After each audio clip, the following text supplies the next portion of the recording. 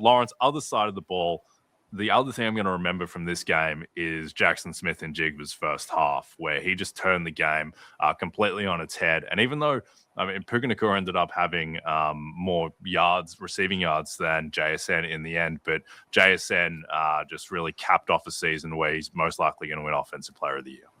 Yeah, definitely, and well deserved. That touchdown catch he had where he was damn near wide open, that turned out to be a huge play in the game for the Seahawks. But look, 12 targets, 10 receptions, 153 yards, and that touchdown I just spoke about. And it all ties hand in hand with Sam Darnold. He plays his best game of the season, of his career, really. And what do you know? He's throwing it to the best offensive player on that whole field. And that's a lot to say, considering you got Puka Nacua on the other side. That's the most reception yards ever by a player age 23 or younger this season, including the playoffs. So Jaxon Smith-Njigba, and looking forward, Jay and Matthew, I would actually, I'm a big value guy here, right? So when we talk about Super Bowl MVP, that's the guy I'm looking at, because we know that Jaxon Smith-Njigba can have this type of game, right, without Sam Darnold having the type of game that he had last night. Like, they could fully depend on Jaxon Smith-Njigba to win that game. And it says something when you know the defense so focused is to stop you first. See, on the Rams, you got Devontae Adams if you're going to strap up Puka Nacua. They don't really have that on the Seahawks. So shout out to Jaxon Smith-Njigba, who really doing well for the 2023 wide receiver draft class. Yeah, I think the thing with JSN is that some people, and I agree with you, Lawrence, on the Super Bowl MVP angle, and we're going to talk about that market a little bit later. But I think that there has been a little bit of thought that he's going to get shadowed by Christian Gonzalez, so he's one of the best shadow corners in the league. It's like, I don't know. I don't think you can guard JSN. JSN absolutely torched Derek Stingley earlier in the season. I think that, one, he's too good, and then two, he's used in such a variety of creative ways. So much of his the deep bomb targets off of play action, the fact that they use him in the backfield as a running back in that alignment, which he scored the touchdown out of. So I think that JSN, I just think he's just totally unguardable. And I can't really remember a receiver quite like him, Matthew, where he kind of reminds me of Cristiano Ronaldo, where he's just like consistently on balance all the time. That is the thing that I think, like, he's balletic in the way that he moves. And I think, like, the one-handed catch, which, by the way, his second highlight one-handed catch against the Rams this season down the left sideline, because he had one in the first matchup in LA. But his emergence is obviously one of the defining stories of the season.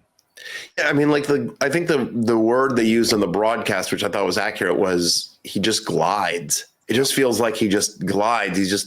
His movement is so sharp, and his route running is so crisp. And I'm gonna Jay, I know there's many text chains that you have that I'm not a part of, that you always like to throw in my face. Well, I'm a part of the Football Night in America text chain, and so right, you're not on that one. And all the guys, like I got Devin McCourty, and I got Tony Dungy and Rodney Harris, and all the guys on that text chain, and Jason Garrett, et cetera, and people are just blown away by the route running and the precision of Jaxon Smith-Njigba.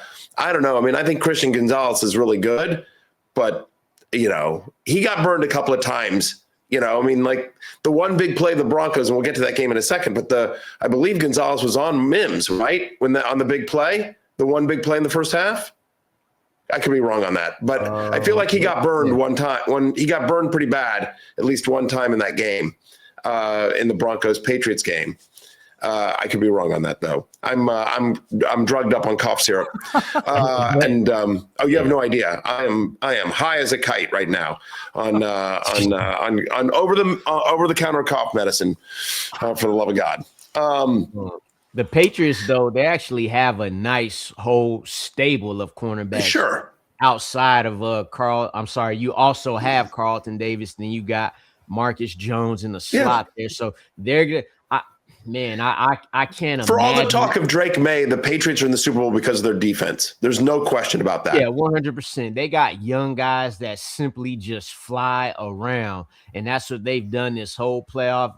Now, albeit they haven't went against the best stable of quarterbacks on their way here, but at the end of the day, you did like that's exactly what you're when you see Jarrett Stidham, that's what you do. Now you're facing a different animal now in this new Sam Darnold who's ready to go, who can play in these big game situations. So now we hope so. And just like you mentioned, Matthew, Marvin Mims, that guy for the Seahawks will be Rashid Shaheed. That's the guy who will be liable to burn any defensive back that the Patriots have to offer. And I'm being told in my ear, by the way, from producer Adam, that I'm correct, that yes, it was Gonzalez that got burned by Marvin Mims on that 51-yard catch in the first quarter. So I don't know. It's really interesting, this matchup, and we should get to Patriots Broncos at some point here. But the two teams are so fascinating, right? Because Jaxon Smith-Njigba is a superstar. There's no question. And he will be a first-round draft pick next year in fantasy drafts. And he, in my opinion, was the fantasy MVP this year because of both his production and his ADP, where people were not sure about Sam Darnold, not sure about this offense, Clint Kubiak, everything like that. It's going to be really interesting. I feel like I don't hear enough Clint Kubiak for head coach talk. And I understand because he's now head of the Super Bowl, but just doesn't feel like he's getting the buzz that some other offense coordinators have been getting for potential head coaching jobs, which is weird given the job that Clint Kubiak has done this year. It's been nothing short of phenomenal. Here's my question, though, guys.